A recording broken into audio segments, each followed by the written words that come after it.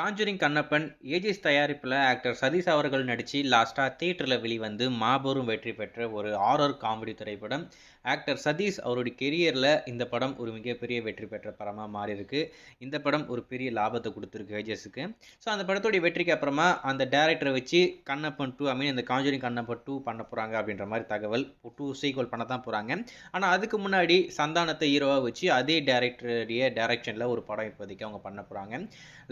Love bytes அப்படின்ற மாதிரி அந்த படத்துக்கு டைட்டில் வச்சுருக்காங்க. இது வந்து ஹாரர் ஜாம்பி திரைப்படமாமா.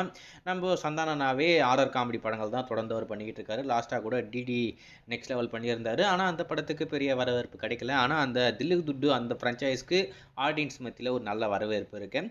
இப்போ இந்த லவ் பைட் இந்த படமே நல்லா இருக்கும் அப்படின்ற மாதிரி தான் எதிர்பார்க்கப்படுது. ஏன்னா காஞ்சரிங் கண்ணப்பன் ரொம்ப ஒரு சூப்பரான ஒரு திரைப்படம்.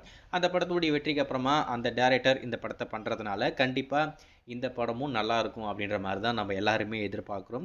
சரி, இந்த படத்தை பற்றி இப்போ என்ன அப்படின்னு பார்த்தீங்கன்னா, இந்த படத்துடைய ஃபஸ்ட்டு டீசர் இன்னைக்கு ஈவினிங் இப்போது லான்ச் பண்ண போகிறாங்களாமா. கண்டிப்பாக அந்த டீசர் ரொம்ப நல்லா இருக்கும் அப்படின்ற மாதிரி சொல்கிறாங்க.